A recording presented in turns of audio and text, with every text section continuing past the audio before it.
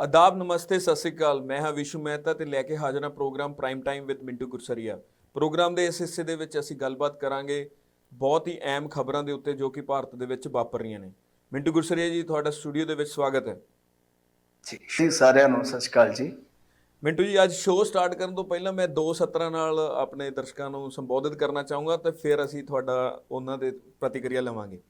ਪਹਿਲੀ ਗੱਲ ਕੀ ਹੈ ਕਿ ਹਿੰਦੀ ਦੀ ਇੱਕ ਸਤਰ ਹੈ, मैं काया हूँ वो बस मैं ही जानती हूँ बाकी सब तो अंदाज़ा लगाते हैं। ਤੇ ਦੂਸਰੀ ਗੱਲ, ਜਦੋਂ ਛੋਟੇ ਹੁੰਦੇ ਸੀ ਉਦੋਂ ਕਿਸੇ ਨੇ ਨਵਾਂ ਸਾਈਕਲ ਚਲਾਉਣਾ ਸਿੱਖਿਆ ਸੀਗਾ ਤੇ ਉਹ ਜਦੋਂ ਤੁਹਾਨੂੰ ਪਤਾ ਛੋਟੇ ਹੁੰਦੇ ਬੰਦਾ ਸਿੱਖਦਾ ਤਾਂ ਉਹ ਸਾਈਕਲ ਤੇ ਚੜਾ ਦਿੰਦੇ ਆ ਤੇ ਉਤਰਨ ਵੇਲੇ ਕੋਈ ਉਹਨਾਂ ਨੂੰ ਫੜ ਕੇ ਲਾ ਲੈਂਦਾ ਤੇ ਉਹਦੇ ਨਾਲ ਦੇ ਦੋਸਤ ਨੇ ਉਹਨੂੰ ਪੁੱਛਿਆ, ਪਤੰਦਰਾ ਤੂੰ ਇਹ ਸਟਾਰਟ ਤਾਂ ਕਰ ਲੇਗਾ ਲੇਕਿਨ ਤੂੰ ਜਦੋਂ ਰੋਕਣਾ ਹੋਊਗਾ ਜੇ ਉੱਥੇ ਕੋਈ ਨਾ ਹੋਇਆ ਤਾਂ ਫਿਰ ਕੀ ਕਰੇਗਾ? ਉਹ ਕਹਿੰਦਾ ਮੈਂ ਦੂਰੋਂ ਹੀ ਰੋਲਾ ਪਾ ਦੂੰਗਾ ਵੀ ਫੜ ਲਓ ਕੋਈ ਤਾਂ ਮੈਨੂੰ ਮਿਲ ਹੀ ਜਾਊਗਾ ਜਿਹੜਾ ਉਹਨੂੰ ਰੋਕ ਦੂਗਾ। ਸੋ ਸੇਮ ਕਹਾਣੀ ਮੈਂ ਇਹ ਸੰਦਰਭ ਦੋਨੋਂ ਯੂਜ਼ ਕੀਤੇ, ਉਹ ਇਸਤੇਮਾਲ ਕੀਤੇ, ਉਹ ਇਸ ਗੱਲ ਲਈ ਕੀਤੇ ਜਿਹੜਾ ਭਾਰਤ ਦੇ ਵਿੱਚ ਹੁਣ ਕੋਇਲੇ ਦਾ ਸੰਕਟ ਹੈ। 3 ਦਿਨਾਂ ਦੇ ਵਿੱਚ ਕਹਿੰਦੇ ਹੋ ਸਕਦਾ ਬਲੈਕ ਆਊਟ ਹੀ ਹੋ ਜੇ। ਸੋ ਕਿਵੇਂ ਦੇਖਦੇ ਹੋ ਇਹ ਅੰਦਾਜ਼ਾ ਕਿਵੇਂ ਲਾਈਏ ਪਹਿਲੀ ਸੰਦਰਭ ਤੋਂ? ਤੇ ਦੂਜਾ ਜਿਹੜਾ ਇਹ ਫੜ ਲਓ ਵਾਲੀ ਗੱਲ ਹੈ ਕਿ ਰੋਲਾ ਪਾਤਾ ਵੀ 3 ਦਿਨਾਂ ਦੇ ਵਿੱਚ ਕਿੱਥੇ ਸਾਡੀ ਤਿਆਰੀ ਸੀ? ਹਰੇਕ ਚੀਜ਼ ਦੀ ਜਿਹੜੀ ਕਾਲਾ ਬਾਜ਼ਾਰੀ ਹੈ ਉਹਨੂੰ ਰੋਕਣਾ ਸਰਕਾਰ ਦਾ, ਪ੍ਰਸ਼ਾਸਨ ਦਾ, ਸਾਰਿਆਂ ਦਾ ਜ਼ਿੰਮੇਵਾਰੀ ਬਣਦੀ ਹੈ। ਲੇਕਿਨ ਰੋਲਾ ਪਾ ਕੇ ਕਿ ਵੀ 3 ਦਿਨ ਬਾਅਦ ਜੀ ਹੋ ਸਕਦਾ ਅਸੀਂ ਬਲੈਕ ਆਊਟ ਦੀ ਸਥਿਤੀ ਤਾਂ ਹੁਣ ਦੇਖ ਹੀ ਰਹੀ ਹੈ। ਕੀ ਪ੍ਰਤੀਕਿਰਿਆ ਕਰਦੇ ਹੋ ਜੀ ਇਹਦੇ ਉੱਤੇ? ਜੀ ਬਿਲਕੁਲ ਲੱਗਦਾ ਇਹੋ ਹੀ ਆ ਕਿ ਜਿਹੜੇ ਸਰਕਾਰ ਚਲਾਉਣ ਵਾਲੇ ਆ ਨਾ, ਸਾਈਕਲ ਤੇ ਚੜ੍ਹ ਤਾਂ ਬੈਠੇ ਆ, ਨਾ ਰੁਕਦਾ ਆ ਤੇ ਨਾ ਡਿੱਗਦਾ ਆ, ਬਸ ਕਹ ਲਓ ਕਿ ਲੜਖੜਾ ਕੇ ਭੱਜਿਆ ਜਾਂਦਾ ਹੈ। ਸੋ ਹੁਣ ਗੱਲ ਇਹ ਆ ਕਿ ਦੇਖੋ, ਜਿਹੜਾ ਕੋਲੇ ਵਾਲਾ ਮਾਮਲਾ ਉਹਦੇ ਵਿੱਚ 2 ਚੀਜ਼ਾਂ ਨੇ। ਪਹਿਲੀ ਚੀਜ਼, ਜੇ ਸਰਕਾਰ ਦੇ ਪੱਖ ਤੋਂ ਤੁਸੀਂ ਦੇਖੋਗੇ, ਵੈਸੇ ਤਾਂ ਚਾਈਨਾ ਦੇ ਵਿੱਚ ਸਮੱਸਿਆ ਆਈ, ਕੁਝ ਹੋਰ ਕੰਟਰੀਜ਼ ਦੇ ਵਿੱਚ ਵੀ ਇਹ ਸਮੱਸਿਆ ਆਈ ਆ। ਚਾਈਨਾ ਦਾ ਮਾਮਲਾ ਥੋੜਾ ਜਿਹਾ ਜ਼ੁਦਾ ਇਸ ਕਰਕੇ ਕਿਉਂਕਿ ਤੁਹਾਨੂੰ ਪਤਾ ਟ੍ਰੇਡ ਵਾਰ ਦੇ ਵਿੱਚ ਫਿਰ ਅੱਗੇ ਜਾ ਕੇ ਉਹਨਾਂ ਦਾ ਆਸਟ੍ਰੇਲੀਆ ਦੇ ਨਾਲ ਵਿਗਾੜ ਪੈ ਗਿਆ। ਆਸਟ੍ਰੇਲੀਆ ਤੋਂ ਕੋਲ ਬਹੁਤ ਜ਼ਿਆਦਾ ਆਉਂਦਾ ਹੈ, ਇਹ ਆਪਾਂ ਨੂੰ ਪਤਾ ਹੈ। ਹੁਣ ਜਿਹੜਾ ਇੰਡੀਆ ਦਾ ਇਸ ਵੇਲੇ ਪੱਖ ਆ ਜਾਂ ਸਰਕਾਰ ਜੋ ਤਰਕ ਦੇ ਰਹੀ ਹੈ ਇਹਨਾਂ ਕਾਰਨਾਂ ਦੇ ਪਿੱਛੇ, ਉਹ ਕਹਿ ਰਹੇ ਨੇ ਕਿ ਦੇਖੋ, ਇੱਕ ਤੇ ਇਹ ਹੈ ਕਿ ਐਤਕੀ ਸਤੰਬਰ ਦੇ ਵਿੱਚ ਮੌਨਸੂਨ ਹੈ ਜਿਹੜਾ ਉਹ ਜ਼ਿਆਦਾ ਵਰ ਗਿਆ। ਦੂਜੀ ਚੀਜ਼ ਇਹ ਆ ਕਿ ਜਿਹੜਾ ਬਾਹਰ ਸੀਗਾ ਕੋਲੇ ਦਾ ਰੇਟ ਉਹ ਵੱਧ ਗਿਆ ਤੇ ਸਾਡੀ ਜਿਹੜੀ ਡਿਪੈਂਡੇਬਿਲਿਟੀ ਹੈ ਜ਼ਿਆਦਾਤਰ ਉਹ ਘਰੇਲੂ ਉਤਪਾਦਨ ਆ ਜਿਹੜਾ ਉਹਦੇ ਤੇ ਆ ਗਈ। ਤੀਜਾ ਲੌਜਿਕ ਜਿਹੜਾ ਉਹ ਹਮੇਸ਼ਾ ਤੁਹਾਨੂੰ ਪਤਾ ਹੀ ਹੈ ਸਰਕਾਰ ਦਿੰਦੀ ਹੁੰਦੀ ਹੈ ਕਿ ਦੇਖੋ ਜੀ, ਕੋਲੇ ਦੀ ਕੋਈ ਕਮੀ ਨਹੀਂ ਹੈਗੀ। ਉਹ ਵੀ ਇਹ ਗੱਲ ਨਾਲ ਦੇ ਨੇ ਕਿ ਕੋਲੇ ਦੀ ਕੋਈ ਕਮੀ ਨਹੀਂ ਹੈਗੀ। ਕੱਲ ਜਿਹੜੇ ਹੈਗੇ ਸੀ ਕੋਲ ਮਿਨਿਸਟਰ ਜਾਂ ਜਿਹੜੇ ਸਾਡੇ ਇੱਥੋਂ ਦੇ ਹੈਗੇ ਨੇ ਪਾਵਰ ਮਿਨਿਸਟਰ, ਉਹ ਸਾਰੇ ਇਹੋ ਹੀ ਰਲਾ ਮਿਲਾ ਕੇ ਕਹਿੰਦੇ ਆ ਕਿ ਨਹੀਂ ਜੀ, ਕੋਲੇ ਦੀ ਕੋਈ ਕਮੀ ਨਹੀਂ ਹੈ। ਹੁਣ ਦੇਖੋ, ਜਿਹੜੀਆਂ 2-3 ਚੀਜ਼ਾਂ ਸਫਾਈ ਰੂਪ ਦੇ ਵਿੱਚ ਦੱਸੀਆਂ ਜਾ ਰਹੀਆਂ, ਪਰ ਇੱਕ ਕਿ ਸਤੰਬਰ 'ਚ ਪਹਿਲੀ ਵਾਰੀ ਥੋੜੀ ਇੱਕ ਮੀਂਹ ਪਿਆ। ਦੇਖੋ ਕਿ ਜਦੋਂ ਤੋਂ ਭਾਰਤ ਆਜ਼ਾਦ ਹੋਇਆ, ਕਿ ਪਹਿਲੀ ਵਾਰੀ ਸਤੰਬਰ ਤੋਂ, ਜੇ ਹੁਣ ਤੱਕ ਲੈ ਰਹੀ ਆਪਾਂ ਹਿਸਟਰੀ ਦੇ ਵਿੱਚ ਕਿ ਸਤੰਬਰ ਤੋਂ ਇਹ ਮੀਂਹ ਯਕਦਮ ਬੰਦ ਹੋ ਜਾਂਦੇ ਨਹੀਂ ਹੈ ਇੰਡੀਆ 'ਚ। ਹੈ ਕੋਈ ਐਸਾ ਸਾਲ ਜਦੋਂ ਸਤੰਬਰ ਅਕਤੂਬਰ ਦੇ ਵਿੱਚ ਸਾਰੇ ਇੰਡੀਆ 'ਚ ਕੋਈ ਬਾਰਿਸ਼ ਨਾ ਹੋਈ ਹੋਵੇਗੀ?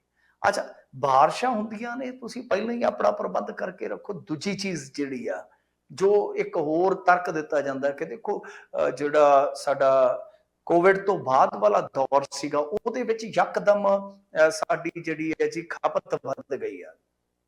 ਹੁਣ ਇਹ ਤੇ ਮੇਰੇ ਖਿਆਲ ਦੇ ਨਾਲ ਜੇ ਆਪਾਂ ਇੱਕ ਸਧਾਰਨ ਬਾਲ ਹੀ ਤਾਂ ਉਹ ਵੀ ਦੱਸੇਗਾ ਸਾਨੂੰ ਕਿ ਹਾਂ ਭਾਈ, ਜਦੋਂ ਤੁਸੀਂ ਲਾਕਡਾਊਨ ਤੋਂ ਬਾਅਦ ਬਾਹਰ ਆਓਗੇ ਤਾਂ ਜ਼ਾਰਾ ਜੀ ਗੱਲ ਆ ਕਿ ਉਹ ਸਾਡੀ ਜਿਹੜੀ ਕੋਲੇ ਦੀ ਜਾਂ ਜਿਹੜੀਆਂ ਹੋਰ ਸਾਡੀਆਂ ਚੀਜ਼ਾਂ ਇਸ ਤਰ੍ਹਾਂ ਉਦਯੋਗ ਦੇ ਵਿੱਚ ਵਰਤੋਂ ਚ ਆਉਂਦੀਆਂ ਨੇ, ਉਹਨਾਂ ਦੀ ਮੰਗ ਵਧੇਗੀ। ਜ਼ਾਰਾ ਜੀ ਗੱਲ ਆ। ਪਰ ਰੌਲਾ ਹੋਰ ਵੀ ਆ ਕਿ ਇਹਨਾਂ ਨੇ ਦੇਖੋ ਕਿਹਾ ਸੀਗਾ ਕਿ ਅਸੀਂ ਬਹੁਤ ਸਾਰੀਆਂ ਕਰੋੜਾਂ ਫੈਮਲੀਜ਼ ਨੂੰ ਅਸੀਂ ਬਿਜਲੀ ਦਿੱਤੀ ਆ, ਹੋਰ ਆ ਜਿਹੜੇ ਘਰ ਬਣਾ ਕੇ ਦਿੱਤੇ ਆ ਪ੍ਰਧਾਨ ਸੇਵਕ ਦੇ ਨਾਮ ਤੇ ਉਹ ਯੋਜਨਾ ਹੈ। ਨਰਿੰਦਰ ਮੋਦੀ ਜਿਹੜੀ ਕਹਿ ਲਓ ਕਿ ਉਹਨਾਂ ਦੀ ਇੱਕ ਬ੍ਰਾਂਡ ਆ, ਮੋਦੀ ਆਵਾਸ ਯੋਜਨਾ ਕਹਿ ਲਓ ਜਾਂ ਕਹਿ ਲਓ ਪ੍ਰਧਾਨ ਮੰਤਰੀ ਆਵਾਸ ਯੋਜਨਾ। ਅੱਛਾ, ਹੁਣ ਜੇ ਤੁਸੀਂ ਉਹ ਦੇਖੋਗੇ ਤਾਂ ਕਰੋੜਾਂ ਘਰਾਂ ਦੀ ਬਿਜਲੀ ਦਾ ਵੀ, ਤੇ ਜੇ ਆਪਾਂ ਦੇਖੀਏ ਤਾਂ ਖਪਤਕਾਰੀ ਦਾ ਬੋਝ ਹੈ ਨਾ, ਉਹ ਵੀ ਵਧਿਆ। ਪਲੱਸ ਕਿ ਜਿਹੜੇ ਕੋਵਿਡ ਤੋਂ ਬਾਅਦ ਸਾਡੀਆਂ ਉਦਯੋਗਿਕ ਸਰਗਰਮੀਆਂ ਵਧਣੀਆਂ ਸੀ, ਉਹ ਤਾਂ ਅੰਦਾਜ਼ਾ ਵੀ ਜੇ ਤੁਸੀਂ ਨਹੀਂ ਲਾ ਸਕਦੇ ਤਾਂ ਇਹਦਾ ਮਤਲਬ ਹੈ ਕਿ ਤੁਸੀਂ ਤੇ ਬੜੇ ਨਿਕੰਮੇ ਆਦਮੀ ਹੋ ਫਿਰ, ਜੇ ਤੁਹਾਨੂੰ ਇਸ ਗੱਲ ਦਾ ਵੀ ਅੰਦਾਜ਼ਾ ਨਹੀਂ ਸੀਗਾ। ਔਰ ਦੂਜੀ ਗੱਲ ਜਿਹੜੀ ਹੈ ਕਿ ਇੱਕ ਮਾਮਲੇ ਦੇ ਵਿੱਚ ਇਹ ਵੀ ਕਿਹਾ ਜਾਂਦਾ ਕਿ ਕੋਲਾ ਜਿਹੜਾ ਜੀ ਉਹ ਸਾਡੇ ਕੋਲ ਹੈਗਾ ਪਰ ਕਿੱਥੇ ਆ ਫਿਰ? ਜੇ ਤੁਹਾਡੇ ਕੋਲ ਕੋਲਾ ਤਾਂ ਫਿਰ ਸਮੱਸਿਆ ਕਿੱਥੇ ਆ? ਕਿ ਰਾਜ ਸਰਕਾਰਾਂ ਐਵੇਂ ਹੀ ਪਿੱਟਦੀਆਂ ਪਈਆਂ ਨੇ? ਹੁਣ ਗੱਲ ਤੇ ਇਹ ਹੈ ਕਿ ਅਸੀਂ 70-75% ਜਿਹੜਾ ਆਪਦਾ ਕੋਲਾ ਵਰਤਦੇ ਆ ਉਹ ਸਾਡਾ ਆਪਦਾ ਹੀ ਆ। 100 ਦੇ ਵਿੱਚੋਂ 70-75% ਸਾਡਾ ਆਪਦਾ। ਸਾਡੀ ਜਿਹੜੀ ਇੰਪੋਰਟ ਤੇ ਨਿਰਭਰਤਾ ਹੈ ਉਹ ਚੌਥਾ ਹਿੱਸਾ ਲਾ ਲਓ। ਹੁਣ ਚਲੋ ਉਹਨੂੰ ਤਾਂ ਆਪਾਂ ਮੰਨ ਸਕਦੇ ਹਾਂ ਪ੍ਰਭਾਵਿਤ ਹੋ ਗਈ, ਜੋ ਸਾਡੀ ਇੰਪੋਰਟ ਦੀ ਨਿਰਭਰਤਾ ਹੈ ਉਹ ਪ੍ਰਭਾਵਿਤ ਹੋ ਗਈ ਰੇਟ ਕਰਕੇ। ਪਰ ਦੂਜੇ ਤਾਂ ਹੈ ਨਾ ਸਾਡੇ ਕੋਲ ਜਿਹੜੇ ਵਸੀਲੇ ਘਰੇਲੂ ਹੈ ਉਹ ਤਾਂ ਅਸੀਂ ਕਹਿ ਸਕਦੇ ਹਾਂ ਕਿ ਮੌਜੂਦ ਨੇ। ਤਾਂ ਜਦੋਂ ਸਾਡੇ ਕੋਲ ਕੋਲਾ ਵਾਧੂ ਹੈ ਉਹਨੂੰ ਕੱਢਣ ਦੇ ਵਿੱਚ ਘਾਟ ਕਿੱਥੇ ਹੈ ਜਾਂ ਸਟੋਰ ਕਰਨ ਦੇ ਵਿੱਚ ਘਾਟ ਕਿੱਥੇ ਹੈ? ਜੇ ਤੁਸੀਂ ਕਹਿ ਰਹੇ ਹੋ ਸਤੰਬਰ ਦੇ ਮੀਂਹ ਦੇ ਕਾਰਨ ਇਹ ਸਭ ਕੁਝ ਹੋਇਆ ਵਾ, ਤਾਂ ਤੁਹਾਨੂੰ ਪਹਿਲਾਂ ਹੀ ਇੱਕ ਨਿਰਣਾ ਕਰਕੇ ਇਹ ਯਕੀਨੀ ਬਣਾਉਣਾ ਚਾਹੀਦਾ ਸੀਗਾ ਕਿ ਕੀ ਥਰਮਲਾਂ ਦੇ ਵਿੱਚ ਕਾਇਦੇ ਦੇ ਮੁਤਾਬਕ। ਵਿਸ਼ੂ ਜੀ ਇੱਥੇ ਇੱਕ ਕਾਇਦਾ ਹੈ ਕਿ ਤੁਹਾਨੂੰ 22 ਤੋਂ ਲੈ ਕੇ ਸ਼ਾਇਦ 1 ਮਹੀਨੇ ਤੱਕ ਕੋਲੇ ਦਾ ਸਟਾਕ ਜਿਹੜਾ ਹੈ ਉਹ ਰੱਖਣਾ ਪਵੇਗਾ ਥਰਮਲਾਂ। ਤੁਸੀਂ ਉਹ ਯਕੀਨੀ ਬਣਾ ਲਓ। ਜਿਹੜੀ ਹਾਂਜੀ ਇੱਕ ਮੈਂ ਨਾ ਜਦੋਂ ਤੁਹਾਡੇ ਨਾਲ ਮਿੰਟੂ ਜੀ 2 ਗੱਲਾਂ ਇੱਥੇ ਜਿਹੜੀ ਆਪਾਂ ਵਿਚਾਰ ਕਰਦੇ ਆ, ਆਪਾਂ ਕਨਸੈਪਟ ਯੂਜ਼ ਕਰਦੇ ਆ ਜੀ ਐਮਰਜੈਂਸੀ ਪ੍ਰੀਪੇਅਰਡਨੈਸ, ਜੋ ਕਿ ਆਪਾਂ ਕਹਿੰਦੇ ਕਿ ਵੀ ਮਾੜੇ ਸਮੇਂ ਦੇ ਵਿੱਚ ਜਿਹੜੀ ਆਪਣੀ ਮੁੱਢਲੀ ਤਿਆਰੀ ਕੀ ਹੋਊਗੀ। ਇਹ ਤੇ ਕੋਈ ਵੀ ਚਾਹੇ ਆਪਾਂ ਘਰ ਦਾ ਜਿਹੜਾ ਆਪਣਾ ਢਾਂਚਾ ਜੀ ਉੱਥੇ ਵੀ ਇਹ ਮੰਨ ਕੇ ਚੱਲਦੇ ਆ ਕਿ ਬਜਟ ਤੋਂ ਲੈ ਕੇ ਜੇ ਕੁਝ ਬਿਮਾਰੀ ਆ ਜਾਂਦੀ ਹੈ ਜਾਂ ਕੋਈ ਵਿਆਹ ਸ਼ਾਦੀ ਆ ਜਾਂਦਾ ਜਾਂ ਕੋਈ ਦੁੱਖ ਦਾ ਸਮਾਚਾਰ ਹੈ, ਹਰੇਕ ਆਪਣੇ ਪਰਿਵਾਰ ਦੇ ਹਿਸਾਬ ਨਾਲ ਵੀ ਆਪਣੀ ਪ੍ਰੈਪਰੇਸ਼ਨ ਕਰਨ ਦੀ ਕੋਸ਼ਿਸ਼ ਕਰਦਾ ਕਿ ਵੀ ਆਪਾਂ ਤਿਆਰ ਰਹੀਏ ਚੰਗੇ ਜਾਂ ਮੰਦੇ ਸਮੇਂ ਲਈ। ਸਰਕਾਰਾਂ ਜਿਹੜੇ ਕਿ ਹੁਣ 135 ਦੇ ਨੇੜੇ ਤੇੜੇ ਪਲਾਂਟ ਨੇ ਜੀ ਇੰਡੀਆ ਦੇ ਵਿੱਚ, ਉਹ 'ਚੋਂ 110 ਪਲਾਂਟ ਰਿਪੋਰਟ ਕਰ ਰਹੇ ਨੇ ਕਿ ਵੀ ਅਸੀਂ ਕ੍ਰਿਟੀਕਲ ਲੈਵਲ ਤੇ ਪਹੁੰਚ ਗਏ ਹਾਂ ਜੀ। ਇਹ ਕਿਵੇਂ ਅਸੈਪਟੇਬਲ ਆ?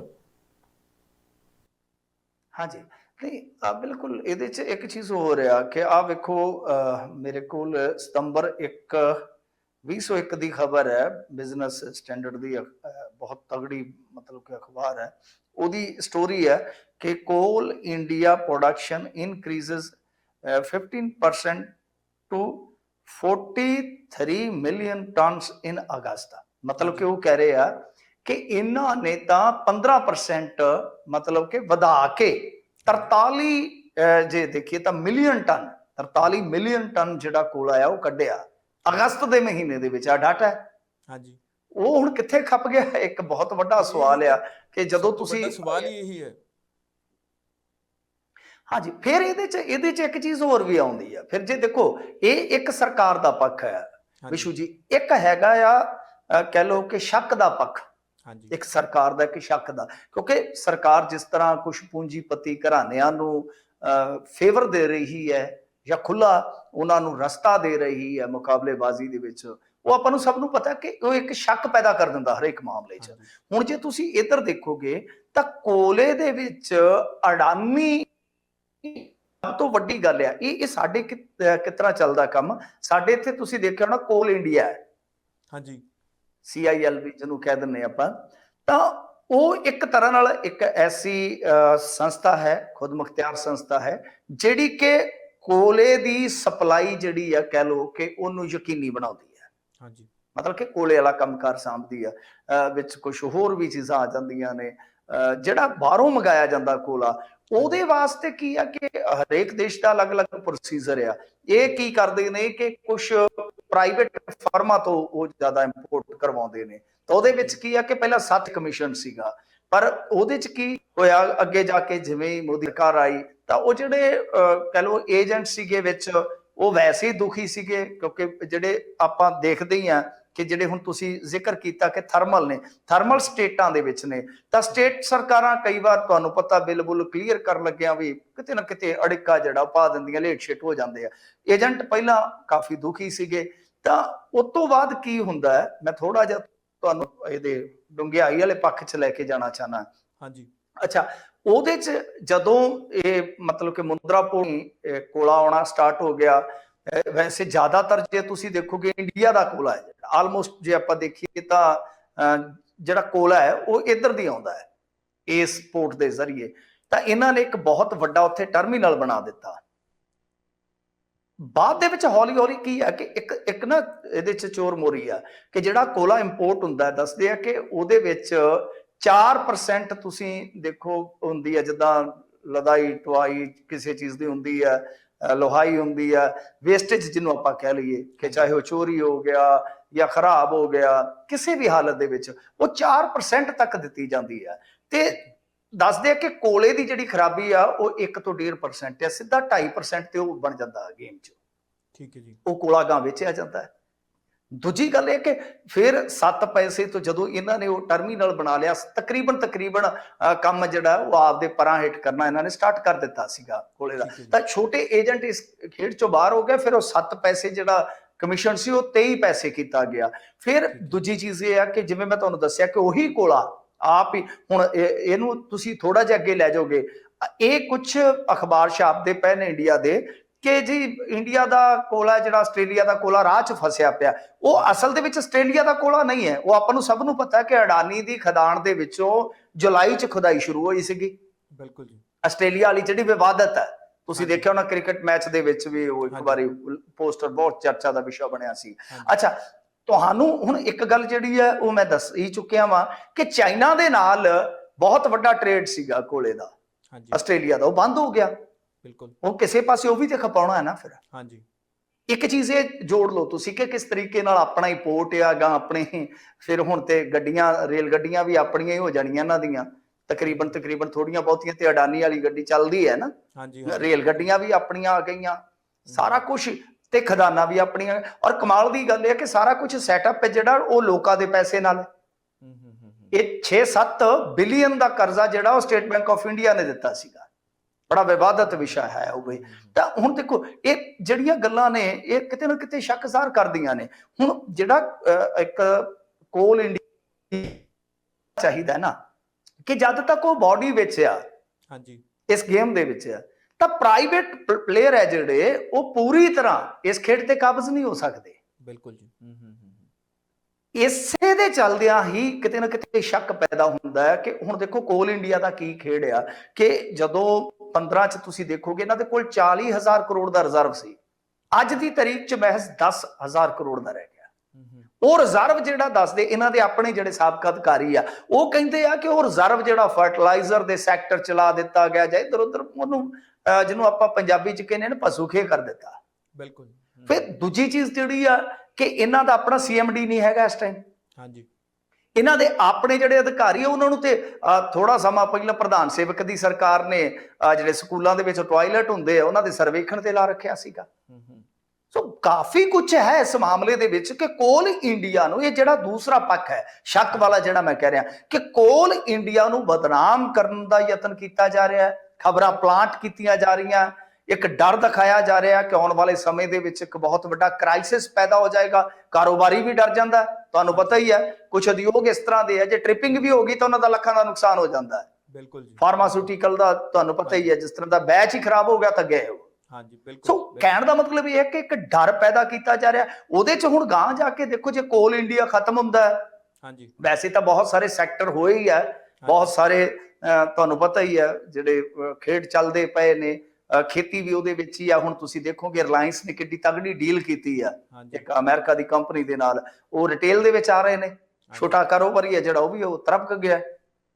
ਉਹ ਇੱਕ ਬਹੁਤ ਵੱਡਾ ਵਿਸ਼ਾ ਬਣਨ ਜਾ ਰਿਹਾ ਭਾਰਤ ਦੇ ਵਿੱਚ ਕਿ ਛੋਟਾ ਕਾਰੋਬਾਰੀ ਕੀ ਕਰੇਗਾ। ਉਹਨਾਂ ਦੇ ਸਾਹਮਣੇ ਬਚਣਾ ਬਹੁਤ ਔਖਾ। ਤੇ ਕਹਿੰਦੇ 24 ਘੰਟੇ ਸਟੋਰ ਖੋਲਿਆ ਕਰਾਂਗੇ, ਅਸੀਂ ਆਪ ਹੀ ਸਾਰਾ ਕੁਝ ਦੇਵਾਂਗੇ। ਅੱਛਾ, ਹੁਣ ਜਿਹੜੀ ਗੱਲ ਮੈਂ ਕਰ ਰਿਹਾ ਕਿ ਕਿਤੇ ਨਾ ਕਿਤੇ ਇਹ ਹੈ ਇੱਕ ਸ਼ੱਕ ਵੀ ਹੈ, ਇੱਕ ਧੁੜਕੂ ਵੀ ਹੈ ਕਿ ਆਉਣ ਵਾਲੇ ਸਮੇਂ ਦੇ ਵਿੱਚ ਬਿਜਲੀ, ਜਿੱਦਾਂ ਹੁਣ ਤੁਸੀਂ ਦੇਖੋ ਅਡਾਨੀ ਸਾਹਿਬ ਹੈ, ਜਿਹੜੇ ਸਾਹਿਬ ਸਾਡੇ ਅਡਾਨੀ ਸਾਹਿਬ, ਕਿਉਂਕਿ ਉਹ ਸਾਹਿਬ ਬਣ ਗਏ ਨਾ ਕਾਰੋਬਾਰੀ ਤੋਂ ਬਹੁਤ ਵੱਡੇ ਸਾਹਿਬ ਬਣ ਗਏ ਆ, ਉਹ ਕੋਲੇ ਵਾਲਾ ਕੰਮ ਵੀ ਸੰਭੜ ਕੇ ਤੇ ਆਪ ਬਿਜਲੀ ਵੀ ਵੇਚਦੇ ਆ। ਉਹ ਹਾਂਜੀ, ਸਾਰਾ ਕੁਛ ਹੀ ਗਾਂ ਜੇ ਮੰਨ ਲਓ ਜਿਹੜੀਆਂ ਹੁਣ ਮੋਟਰ ਗੱਡੀਆਂ ਜਿਹੜੀਆਂ ਉਹ ਆ ਜਾਣਗੀਆਂ ਬੈਟਰੀ ਤੇ ਜਾਂ ਹੋਰ ਕੋਈ ਮਤਲਬ ਕਿ ਬਦਲਵਾਂ ਰੂਪ ਆਏਗਾ એનર્ਜੀ ਦਾ, ਤਾਂ ਉਹਦੇ ਵਿੱਚ ਉਹਨਾਂ ਦਾ ਹੀ ਦਬਦਬਾ ਰਹਿਣਾ।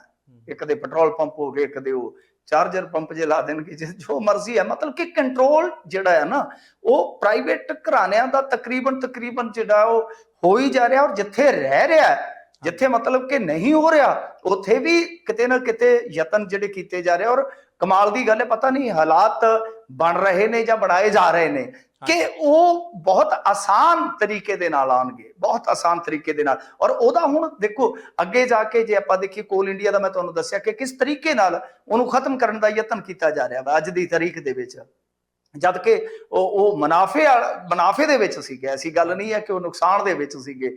ਕੋਲਾ ਤੁਹਾਡੇ ਕੋਲ ਆਪਣੇ ਕੋਲ ਬਹੁਤ ਹੈ, ਵਾਧੂ ਹੈ। ਹਾਲ ਦੀ ਘੜੀ ਮੈਂ ਇੱਕ ਖਬਰ ਪੜ੍ਹ ਰਿਹਾ ਸੀਗਾ, ਮੇਰੇ ਖਿਆਲ ਦੇ ਨਾਲ ਰਾਜਸਥਾਨ ਦੇ ਵਿੱਚੋਂ ਸੀਗੀ, ਬਾੜਮੇਰ ਦੇ ਲਾਗਿਓਂ ਖਬਰ ਸੀ ਕਿ ਉੱਥੋਂ ਕੋਲਾ ਕੱਢ ਕੇ ਠੇਕੇਦਾਰ ਗੁਜਰਾਤ ਦੇ ਵਿੱਚ ਮੋਢੇ ਤੇ ਵੇਚ ਰਹੇ ਆ। ਮਤਲਬ ਕਿ 2200 ਨੂੰ ਲੈ ਕੇ ਤੇ ਉੱਥੇ 5200 ਨੂੰ ਟਨ ਦਾ ਹਿਸਾਬ ਲਾ ਲਓ ਕਿ 3000 ਰੁਪਇਆ ਕੱਢਿਆ ਜਾ ਰਿਹਾ ਸਿੱਧਾ ਹੀ। ਹਾਂਜੀ, ਬਲੈਕ ਦੇ ਵਿੱਚ।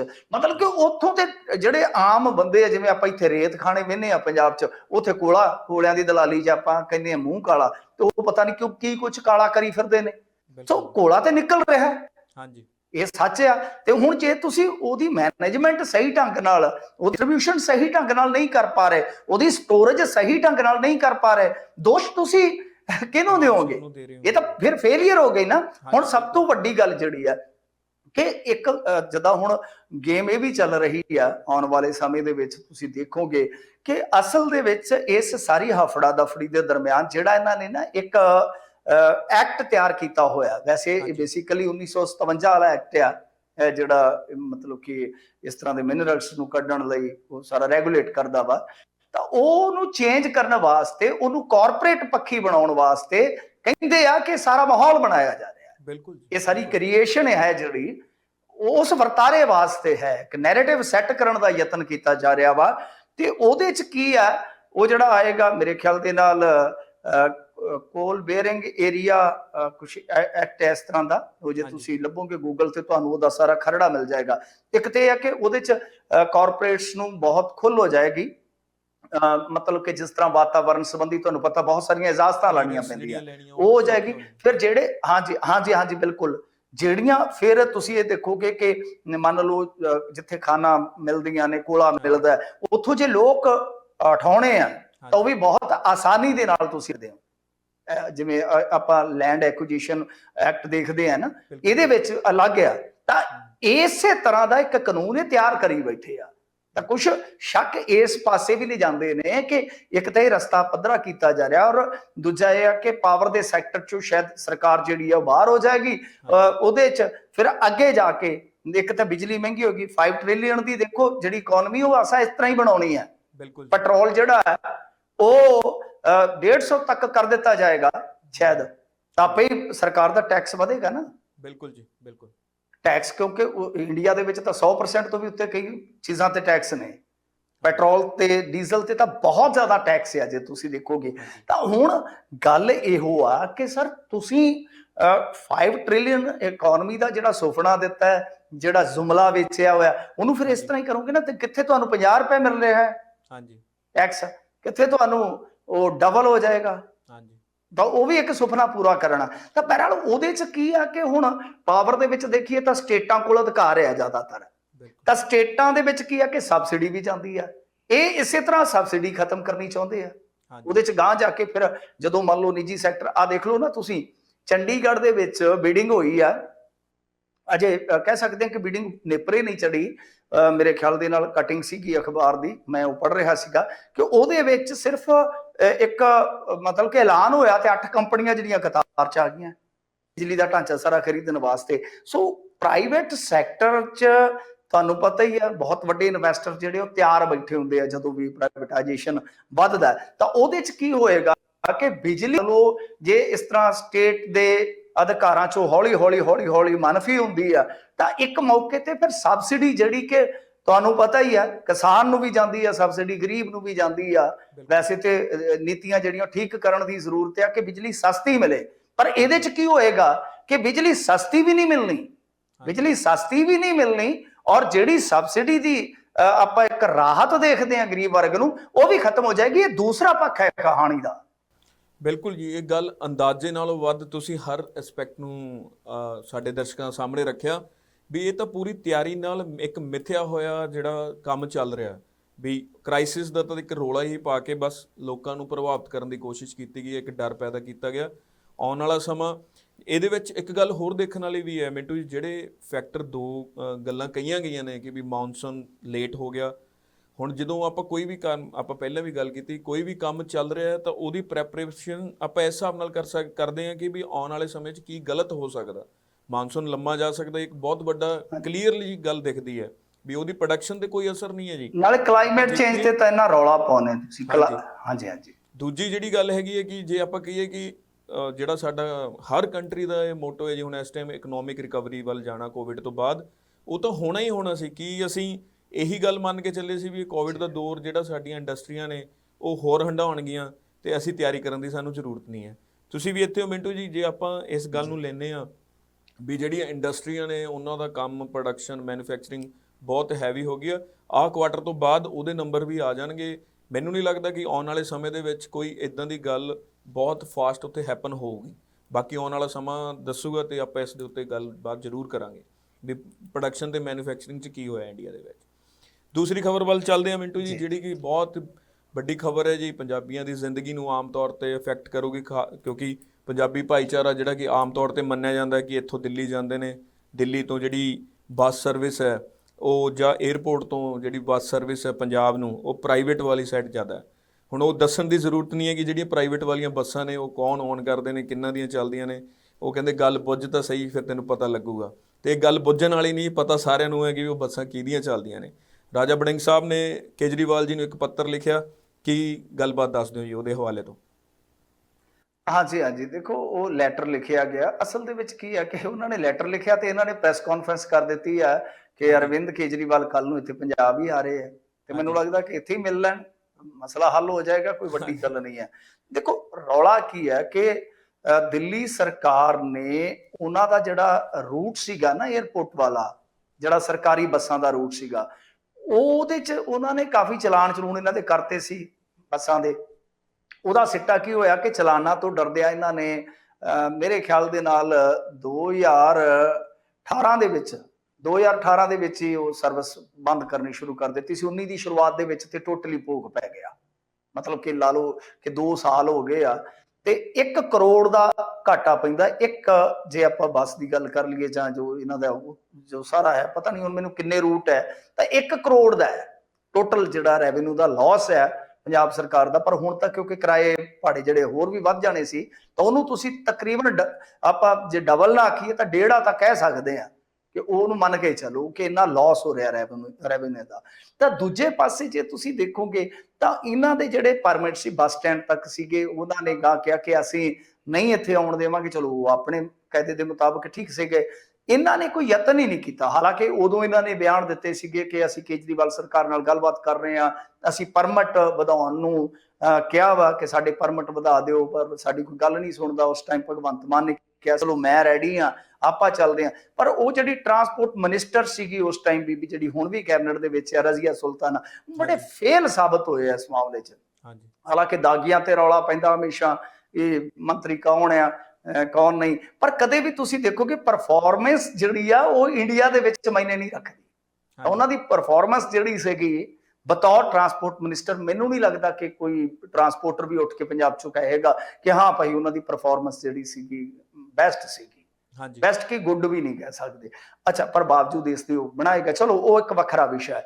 ਤਾਂ ਉਹਨਾਂ ਨੇ ਵੀ ਕੋਈ ਯਤਨ ਨਹੀਂ ਕੀਤਾ। ਹੁਣ ਇਹ ਰਾਜਾ ਵੜਿੰਗ ਕਹਿ ਰਹੇ ਆ ਕਿ ਦੇਖੋ ਮੈਂ ਤੋਰੂੰਗਾ ਬੱਸਾਂ ਨੂੰ, ਜਿਹੜੀਆਂ ਬੱਸਾਂ ਦਾ ਚੱਕਾ ਜਾਮ ਆ ਮੈਂ ਉਧਰ ਨੂੰ ਤੋਰੂੰਗਾ। ਚੰਗੀ ਗੱਲ ਆ, ਕਰ ਲੈਣਾ ਚਾਹੀਦਾ। ਔਰ ਹੁਣ ਤਾਂ ਇਲੈਕਸ਼ਨ ਦਾ ਵਰ੍ਹਾ ਆ, ਆਮ ਆਦਮੀ ਪਾਰਟੀ ਵਾਲਿਆਂ ਨੂੰ ਵੀ ਪੰਜਾਬੀਆਂ ਦੇ ਵੋਟ ਚਾਹੀਦੇ ਆ। ਉਹ ਵੀ ਹੋ ਸਕਦਾ ਕਿ ਅੱਗੋਂ ਅੱਛਾ ਰਿਸਪੌਂਡ ਕਰਨ।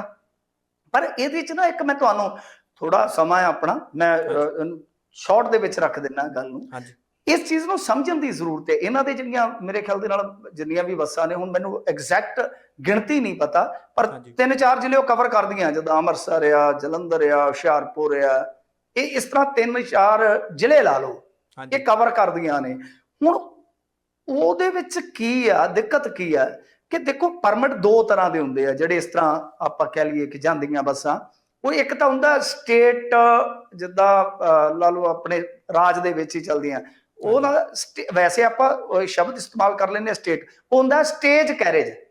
ਠੀਕ ਹੈ ਜੀ, ਉਹ ਇਸ ਤਰ੍ਹਾਂ ਦਾ ਪਰਮਿਟ ਹੁੰਦਾ ਤੇ ਜਿਹਦੇ ਵਿੱਚ ਆਪਾਂ ਰਾਹ 'ਚ ਸਵਾਰੀਆਂ ਵਗੈਰਾ ਚੱਕ ਸਕਦੇ ਆ ਨਾ।